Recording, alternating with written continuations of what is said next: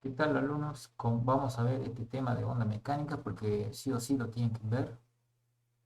Y tenemos los conocimientos físicos como para encarar este tema que es importante. Así que vamos a hacer un paréntesis en lo que estábamos viendo, que era electromagnetismo, y vamos a hablar un poco de ondas mecánicas. Así que por cualquier eventualidad que no tengamos clase en este último mes que nos queda, al menos nos estamos asegurando de que vean este tema que es fundamental, el tema de ondas mecánicas.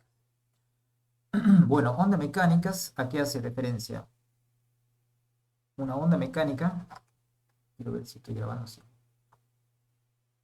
Una onda mecánica eh, básicamente es una perturbación que se puede producir en algún punto de una materia, no de la materia física, sino de una materia, de una sustancia que tiene masa. Y esa perturbación, que todavía no he dicho qué tipo de perturbación, así que lo vamos a llamar por ahora perturbación. Esa perturbación se propaga a través de todo el volumen de esa materia. Esa perturbación que no viaja instantáneamente hacia todos los puntos de la materia, sino que eh, lo hace progresivamente en el tiempo. No sé, es decir, recalquemos que una perturbación que se produzca en una sustancia, en una materia, esa perturbación va a ser comunicada a todos los puntos de ese material, pero no va a ser de forma instantánea, sino que va a suceder progresivamente en el tiempo. Y la forma con que se desplaza o se distribuye esa perturbación lo hace a través de una forma de onda. Y básicamente como esa perturbación se desarrolla en el interior de una sustancia o de un material, se llama también algunas veces onda de materia o onda mecánica. Es decir, que para que haya una onda que se esté propagando, necesitamos de un medio en donde esa onda se pueda propagar. Si no hay materia, no hay onda posible que se pueda propagar. Es decir, que indirectamente también le estoy diciendo que en el vacío no puede haber ningún tipo de onda mecánica.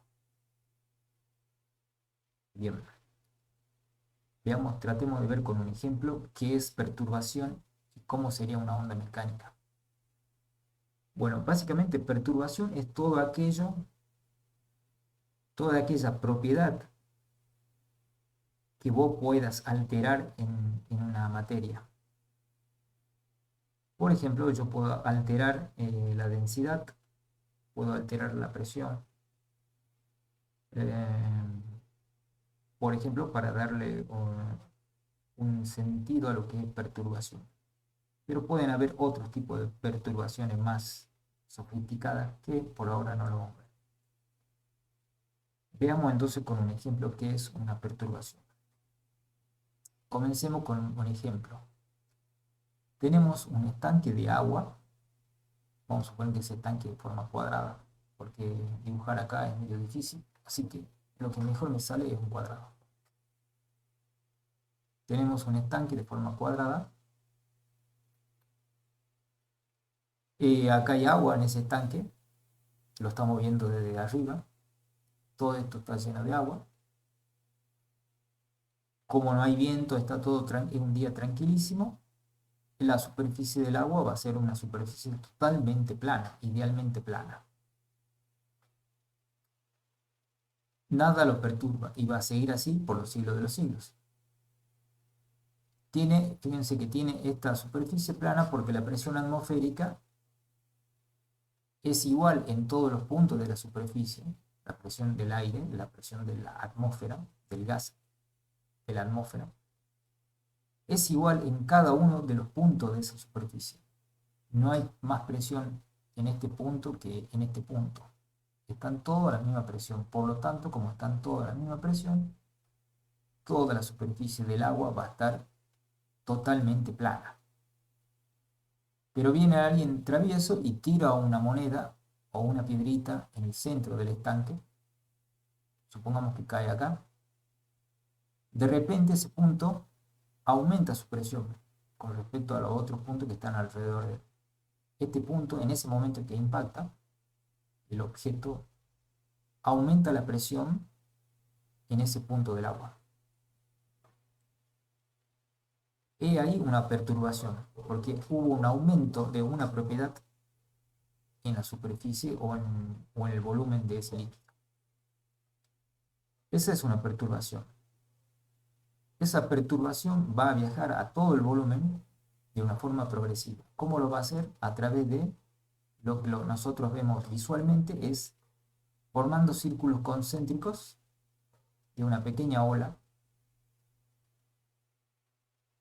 Todo alguna vez cuando hemos sido chicos hemos tirado alguna monedita en algún balde o en alguna superficie donde había mucha agua.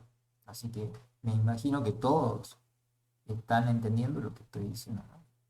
Y si no, corran a hacer eso porque es una cosa de la infancia que todo el mundo hicimos.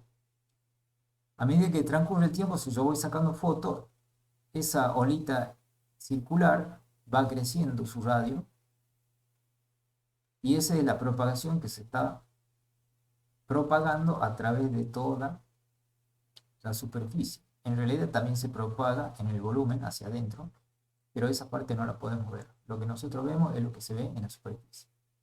Bueno, ustedes, no voy a seguir dibujando círculos, pero ustedes ya se imaginan que ese círculo va creciendo y se va expandiendo hacia afuera. Esa es la perturbación que está viajando. Y lo hace progresivamente, no es instantáneamente. Una hormiguita que estaba acá flotando sobre la superficie vio caer la moneda en el centro del estanque, pero no le llega la ola inmediatamente, sino que va a tener que esperar un tiempo hasta que este frente de onda la alcance en algún momento. Y ahí sí, la hormiguita va a sentir llegar la perturbación o la onda. Si esa misma situación yo la observo desde el perfil, o sea, desde el costado, yo voy a dibujar que en el primer momento la superficie del agua tenía esta forma. Si lo puedo dibujar, cuesta mucho acá. Acá se produce una elevación de la superficie del agua cuando cae esta piedrita acá. ¿Por qué se produce esa elevación del agua? Bueno, porque acá ha aumentado en esta zona. Fíjense que ha aumentado el volumen porque ahora ha entrado un cuerpo extraño que ha hecho aumentar el volumen del líquido en esta zona. Ese aumento del volumen se ve reflejado con esa elevación del volumen de agua igual al volumen de la piedrita que ingresó. O sea que este volumen de agua que está elevándose en esta parte debe ser idealmente igual al volumen de la piedra que ingresó en el líquido. Entonces se produce una súbita elevación de la materia por encima de la superficie de equilibrio que tenía antes. Bueno, la piedrita continuará cayendo hacia el fondo. Esta elevación de materia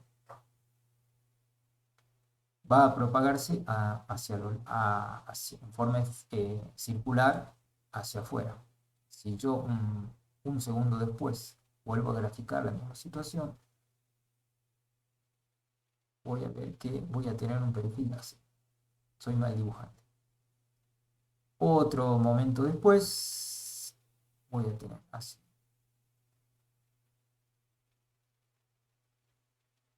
Otro momento después, soy muy mal dibujante. Es decir que la perturbación se va moviendo hacia este sentido. Analicemos una de esas olas, microolas. Esa olita más o menos va a tener esta pinta.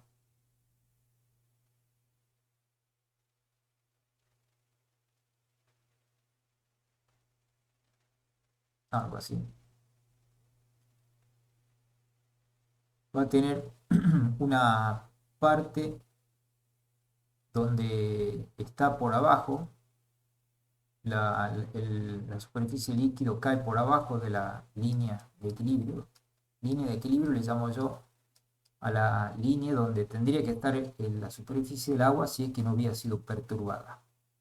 Así que en la parte del frente de la onda hay una deflexión y en la parte posterior de la onda hay un aumento de la altura del líquido.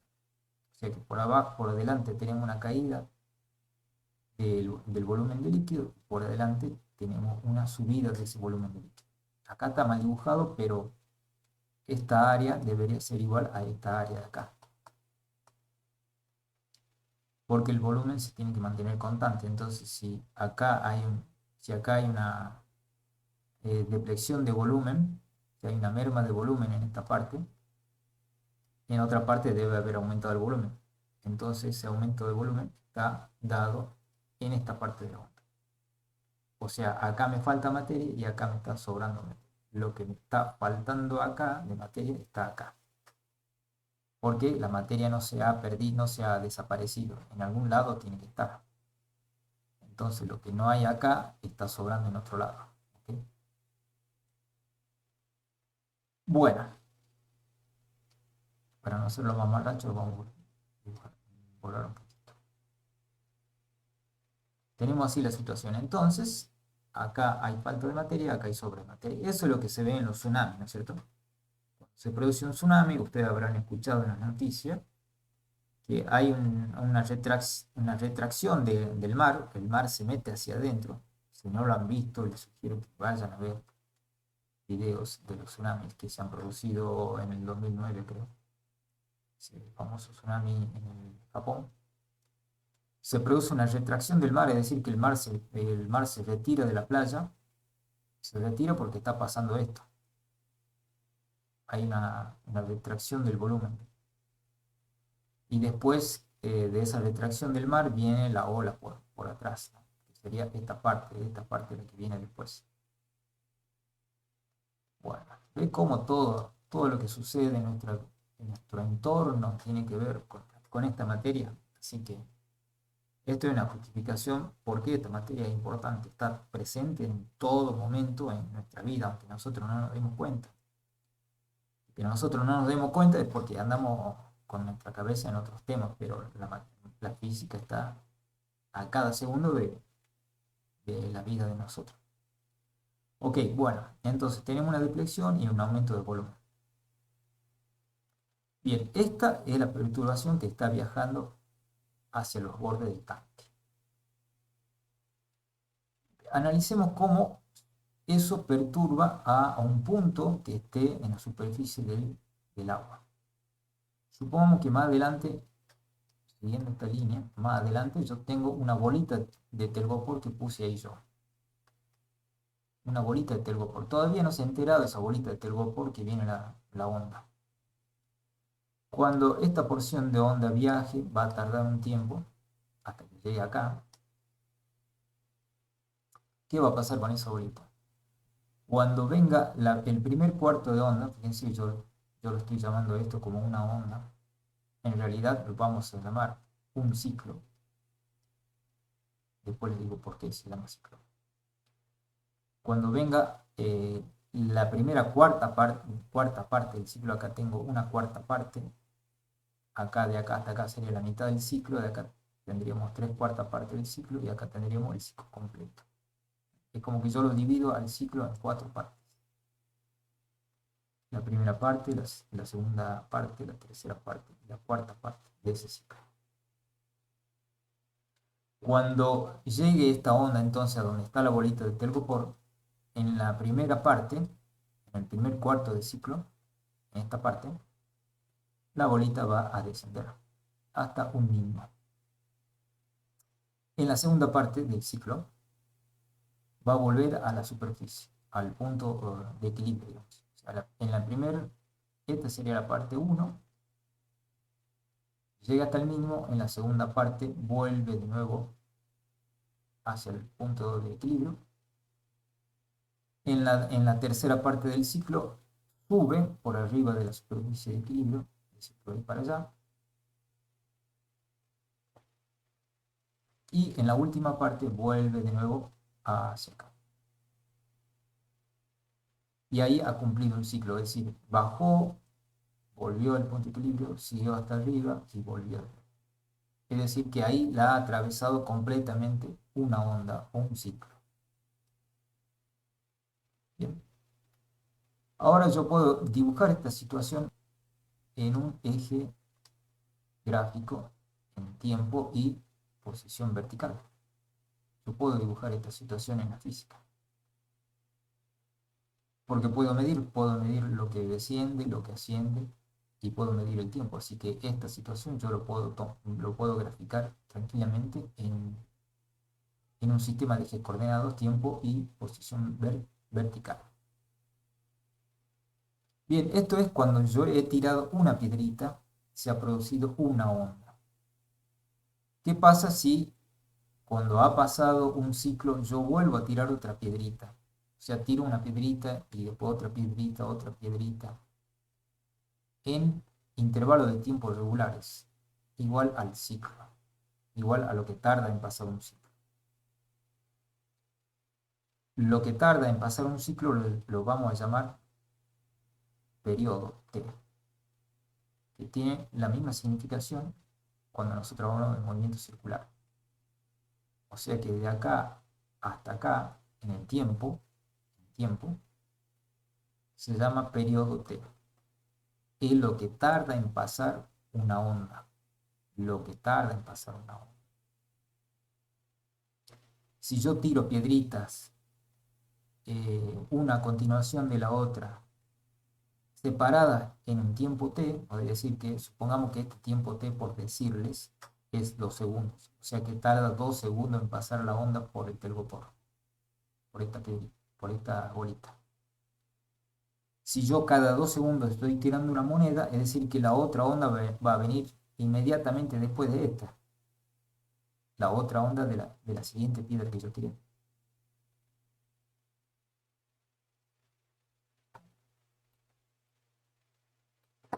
La otra onda de la piedra número 2 sería esta. Esta es la onda de la monedita 1. Digamos, yo tiré la primera moneda. Este es de la moneda 1. Moneda 1. Esta perturbación corresponde a la segunda moneda que tiré. Y si hubiera tenido una tercera moneda, esta perturbación corresponde a la tercera moneda. Y ahí fíjense que estoy generando como si fuera una onda continua senoidal. Es decir, que en ese caso, si yo estoy tirando una moneda cada 2 segundos, supongamos que este periodo sea 2 segundos, por ponerle un número para que ustedes lo vean. Si yo estoy tirando una moneda cada 2 segundos, esta bolita de telgopor no va a parar de moverse, va a subir, va a bajar y subir, bajar y subir, bajar y subir, bajar y subir, en el tiempo. Bueno, veamos esa situación en un gráfico. Entonces ahora pasamos a GeoGebra. Bueno, acá estamos viendo gráficamente las múltiples ondas que están atravesando la bolita de telgopor. Podemos usar una función senoidal para describir cuál es la posición vertical de esta bolita en función del tiempo. Esta es la función que representa el movimiento vertical de la bolita de telgopor cuando es atravesada por una onda. Esta función ustedes ya la conocen de la materia, por ejemplo, las otras materias donde han visto seguramente corriente alterna. Esta A es la amplitud. Acá tengo la frecuencia angular. Y acá tengo la fase inicial. A través de estos parámetros, omega y tita inicial, yo puedo manejar un poco la forma de esta onda. Por ejemplo, si yo puedo hacer crecer la amplitud, acá está en el valor 2, la puedo llevar hasta el valor 3. Fíjense que la amplitud ahora es 3, el máximo es 3 y el mínimo es menos 3. Volvamos a 2. La frecuencia angular la manejo con esta perilla. Fíjense que cuando yo aumento la frecuencia, la distancia entre pico y pico se van achicando, es decir, que se acerca la distancia entre pico y pico cuando yo aumento la frecuencia angular.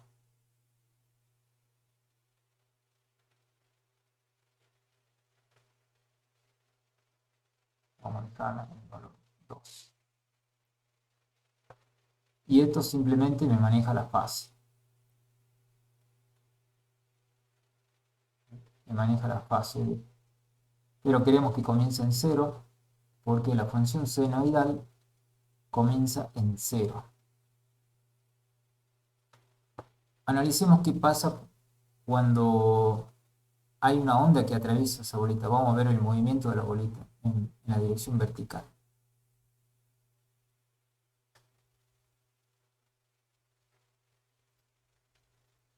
Acá vemos una onda que está arribando a la bolita en el momento justo que va a comenzar a atravesar a la posición de la bolita de telgopor que está flotando en el agua, y vamos a ver cómo es su movimiento a la medida que va pasando la onda.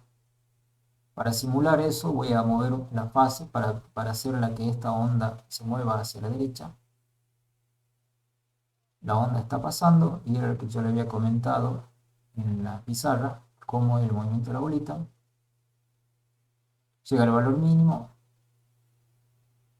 y vuelve de nuevo a ascender hasta el máximo y vuelve de nuevo a bajar. Ahí le ha atravesado una onda. Se volverá a repetir lo mismo que acabamos de ver cuando atraviese la onda a continuación, la onda de la siguiente perturbación que está a continuación de este gráfico,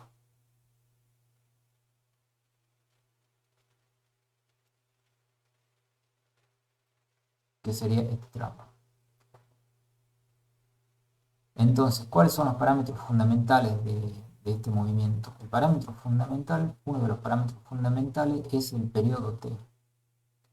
El periodo T me mide la distancia entre pico y pico en segundos. ¿Cuánto es la distancia entre este y este pico en segundos? Acá justo mide 3,14 segundos. Acá. También lo podemos medir entre mínimo y mínimo. La distancia entre mínimo y mínimo es lo mismo que medir entre máximo y máximo. O también podemos medir entre un 0 y el otro 0, siempre y cuando quede una perturbación o una onda contenida entre esos dos ceros. Entonces vemos que la distancia entre este 0 y este 0 es justamente 3,14. Acá está marcado 3, un poquito más, 3,14. Si yo aumento la frecuencia, va a disminuir el periodo. Acá, fíjense, era 3,14, ¿no? Yo aumento la frecuencia ahora y disminuye, fíjense, a 1,57, o sea, la mitad del periodo que teníamos antes. Antes teníamos 3,14 y ahora tenemos 1,57 segundos. Es decir, que la distancia temporal entre pico y pico ahora es de 1,57 segundos. Aumento más la frecuencia y fíjense que sigue disminuyendo el periodo, es decir, que cada vez los piquitos se van acercando más. Disminuye mucho la frecuencia. Perdón, el periodo de entre pico y pico. Bien, entonces es un detalle también a tener en cuenta para lo que vamos a aplicar a continuación. Volvemos de nuevo a la pizarra. Vamos a hablar de la velocidad de la onda, porque la onda esa se propaga a una velocidad. Dijimos que la propagación no es instantánea. Bien, vamos a pensar de nuevo en una sola onda, para verlo, porque si no es mucho lío dibujar toda la onda una detrás de la otra. Tenemos la superficie, acá estaba la bolita, viene la onda viajando, esa onda se propaga con una cierta velocidad v. Queremos saber cuánto es esa velocidad v. Dijimos que cuánto tiempo va a tardar en atravesar esa onda a la bolita.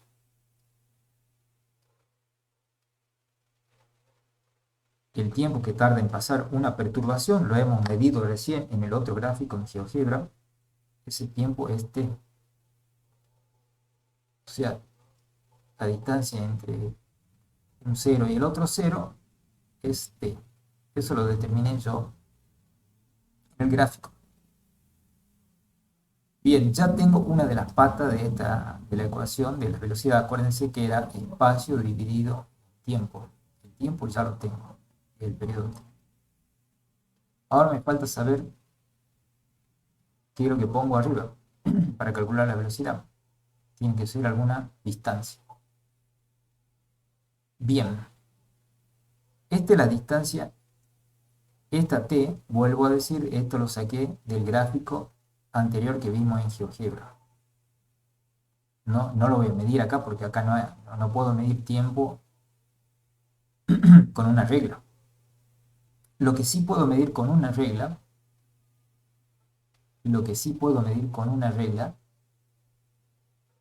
es cuánto mide toda la onda esta material. Eso sí lo puedo medir con una regla. O le saco una foto al perfil del tanque y de acuerdo a la escala de la foto yo puedo saber cuánto mide el ancho de la onda completa. Ese ancho de la onda material, el ancho de la onda material, se llama longitud de onda. Y esta sí tiene unidades de esta longitud de onda, que lo vamos a simbolizar con la letra lambda en griego. Lambda. Y la longitud de onda,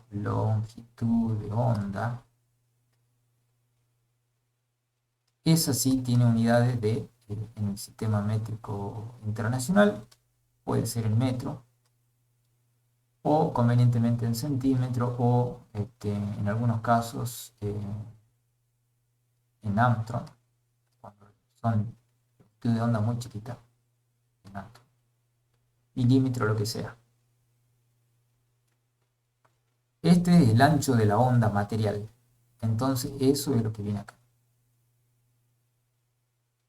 El ancho de la onda material dividido a el ancho en el tiempo en el otro gráfico. En el otro gráfico que yo calculé. Que lo medí. Y esa es la velocidad de propagación de la onda. O sea que la onda va a viajar con esa velocidad. Bueno, entonces, escribamos de forma equivalente otras expresiones de la velocidad. La velocidad, entonces, habíamos dicho que la velocidad la podemos escribir como la longitud de onda material dividido a el periodo de la onda. Pero recordemos también que habíamos recién visto en el gráfico de GeoGebra que el periodo se escribía como 2pi sobre la frecuencia angular. O sea que la inversa del periodo es la frecuencia angular sobre 2pi. Por lo tanto, entonces, la velocidad también la puedo escribir como lambda por omega sobre 2pi. Por otro lado, también sabemos que esta formulita viene del movimiento circular, pero también sabíamos del movimiento circular que la inversa del periodo era la frecuencia. La frecuencia. Esta omega es la frecuencia angular del movimiento circular. Y estas frecuencias secas es el número de perturbaciones, en el caso del movimiento de ondas materiales, sería el número de perturbaciones que recibe el medio por segundo. Entonces, esta de acá, para clarificar, sería la frecuencia angular. la frecuencia angular. Y esta frecuencia de acá, en nuestro caso, en nuestro contexto de onda material, sería el número de